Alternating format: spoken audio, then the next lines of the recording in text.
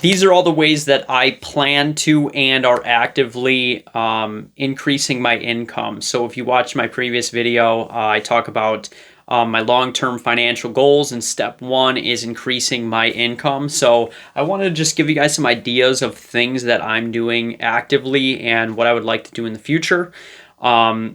This is just a mix of things I'm doing right now, things that I'm going to phase into, and things that are like long-term ways to make income. So I want to make just a video that encompasses pretty much everything that I really would like to get into at some point. And as I go along in life, I may find some new opportunities and things that I actually really like. But these are a majority of the ways that that I wanted to make income. Okay, so number one, let's just keep it simple.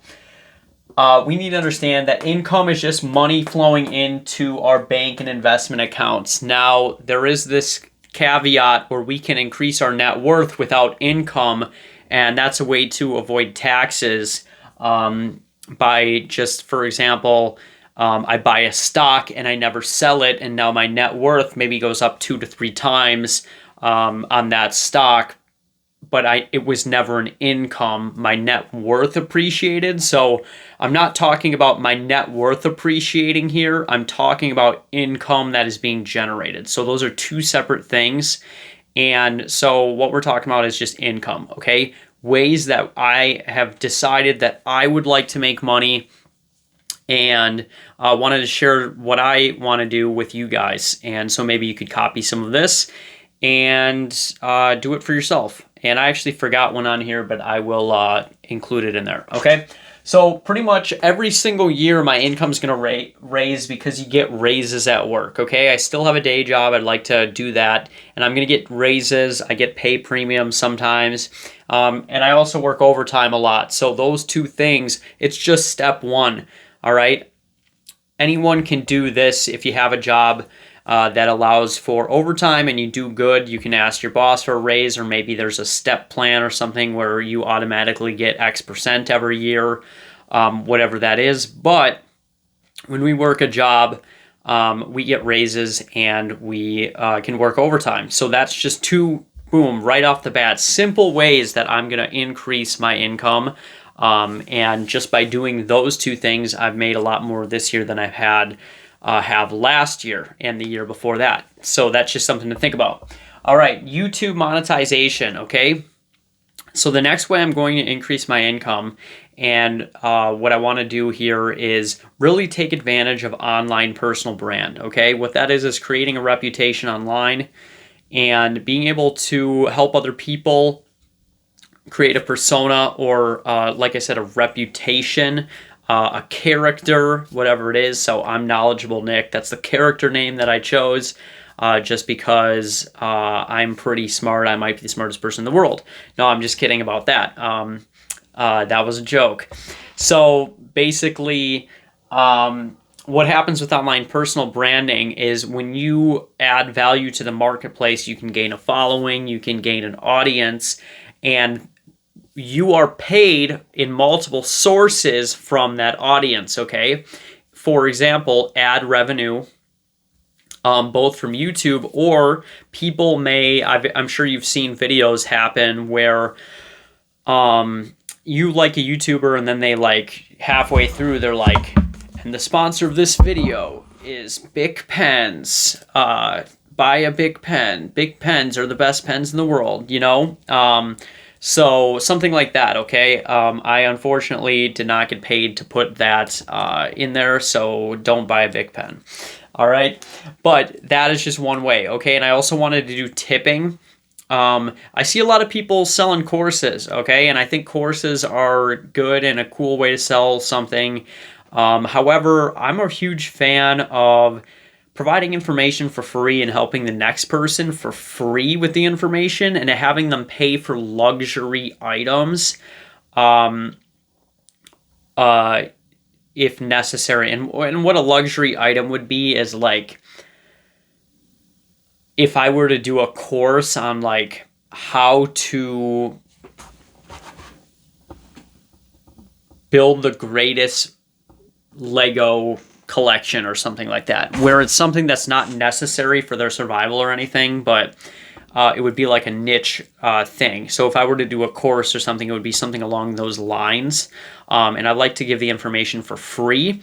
And what I would like to do, actually, my mindset towards this is, if I give the instead of making people pay for a course for all this stuff, I was gonna, once you get monetized, you can set up tipping. And so what I would just do is just say, hey, look, if you find this video impactful and you learn something, you can just tip, whatever you can afford. So if you want to tip $1, 50 cents, 10 cents, $10, whatever it is, in proportion with that. So the people that can't afford it or don't want to, they don't have to, but the people that found value, they can tip, okay? And there's no pressure to do that.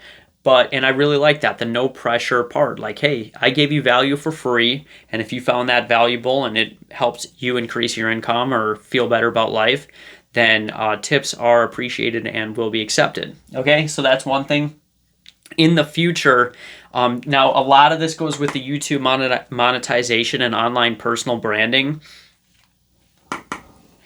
I'd maybe release some music in the future. I really like music. I play guitar and stuff, and I could make some music. And once I have a following, creating music one time and, being to put it out there, you may get some income from Spotify, YouTube, maybe even do some shows or whatever it is, brand deals, get it put in a movie, put in a video game, things like that. I would like to make music just because I enjoy the art, and once you have a following and a personal brand, then it's just so much easier to monetize, is what my mindset is towards that. So music, but my primary focus is building the YouTube. So this is like where a majority of my time is coming, because the YouTube monetization. So this is really what I'm doing in the present right now. That's why I'm making YouTube videos right now. I'm also pretty getting into the dividends. Right now I make $100 a month every month in dividends, which is pretty good for me. This month I'm projected for 160, I think. I've already raked in 130 in dividends, and so every single month, I just started this in May, I believe, and every single month since May, I've made $100 or more in dividends. It has never dipped below $100, and I'm close, and I'm appreciating that as well. So that is just an income stream that I'm making in the future. Now, some of these are going to cost money, to require some level of investment, just like dividends, in order to increase your income. So when we take basically what we're doing is we're taking our income, and then we save up that income or whatever, and then we take that chunk that we saved and put it into something, and now we increase our income even more. And as we take the chunks we save, we keep building and building and building, and then our income is huge, okay? So one of those ways is a rental property, maybe rental car. I'm really focused on the rental property, but renting a car, renting a boat, whatever cash flows. If it cash flows, to do Turo, to do Airbnb, to rent a trailer, any sort of rental that you can control, where I've now invested something into an asset, rent a lawnmower out, where I've invested into an asset and I can make a steady cash flow on that, renting out a hotel. And there are just so many different things that you can rent out, but really a duplex or a quadplex is going to be on my list for the income. And then in the future, I mean, these are longer term things here. I also would like to do a farm. And the farm is a stability feature, but I don't know if it's really necessarily for a whole lot of income. But you can board horses. If you have a lot of land, let's just say, you can capitalize on that land. So if I invest in some land, I could board horses on there. People will pay you monthly to have their horses on there. The DNR will pay you if you have like a marsh or wetland or certain types of biomes on your land, the Department of Natural Resources will pay you, I don't know if it's monthly or whatever, but they'll pay you to not build or farm on that land. So they want to preserve a certain type of biome, so they'll pay you to do that, okay?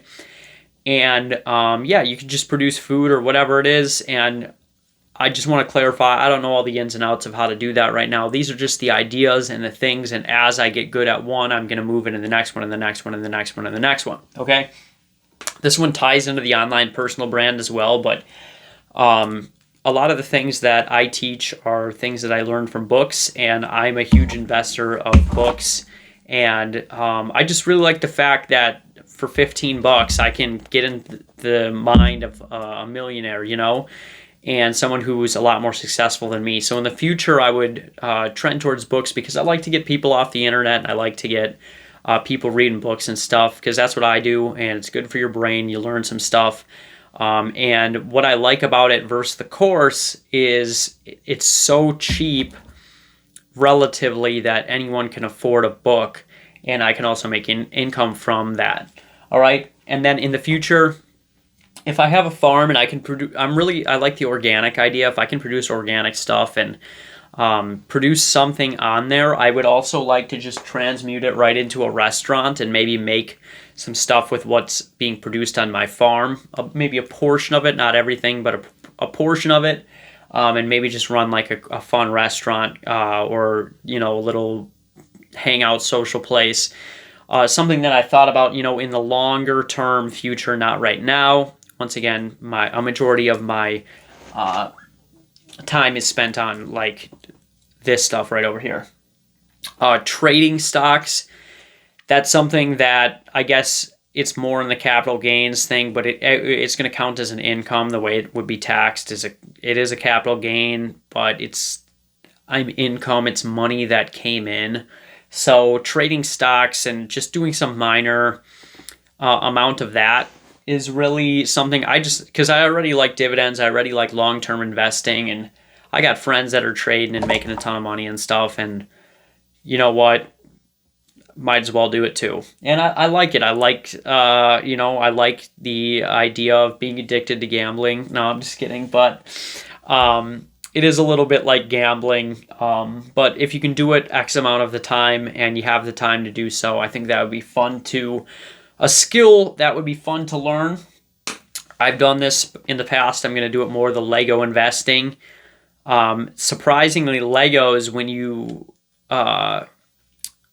you purchase certain Lego sets and leave them in the box, when they retire, because Lego sets retire, so there's a natural supply and demand that's actually taking place.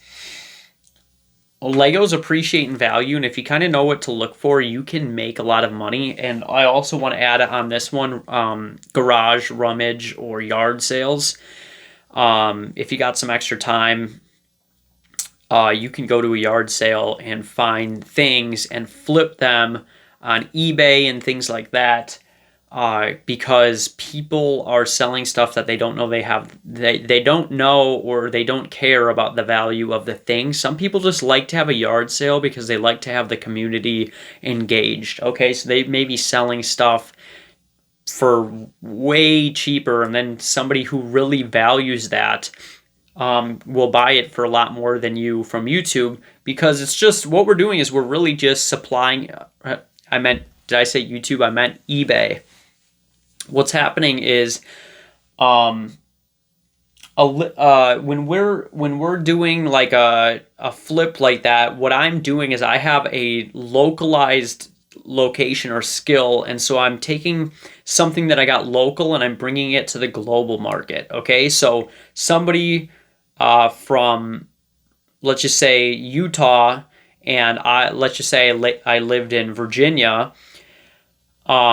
Somebody from Utah may want something that is at a rummage sale that I found in Virginia, and I buy that thing from the rummage sale in Virginia, and I buy it for $5 because no one around there really valued it. But there's a guy, if I take it to another market who values it higher, they will pay more for that, because maybe they're not very prominent online, and I don't really do this. Oh, I've done it in the past.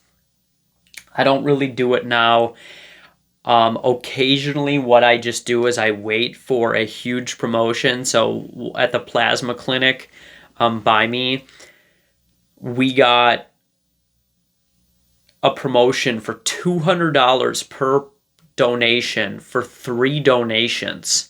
So I made $600 in a week and a half just donating plasma for in like a total of 4.5 hours probably of my life because of that promotion. So if I need some extra income, I like to just check the app every once in a while. If they got a good one or a good promotion, I may go in there and donate some plasma. So those are all the areas that I personally want to make money in, and I'm personally interested in. I know that AI and stuff is cool and it's a trendy thing. I'm totally up on that. Right now, it's just not really something that I have a whole lot of interest in building an AI bot or anything like that. Maybe if I see that AI can do some things for me in the future that would save me time, that's great. But I actually prefer personally person to person. I make my videos unedited. I just make like a video and talk because I want people to connect with real human beings and not AI bots. And I like real human connection, and I like it in person if possible. I think we got to get off these screens all the time, okay? Because they're just raking in money off of you. And I just told you some ways how to do that. They're just harvesting your time and things that you could be out thinking about new stuff and, oh man, maybe I tried Lego investing or whatever it is, okay? So this is what I'm doing. You don't have to do what I'm doing, but these are just some ideas, and thought I'd share them.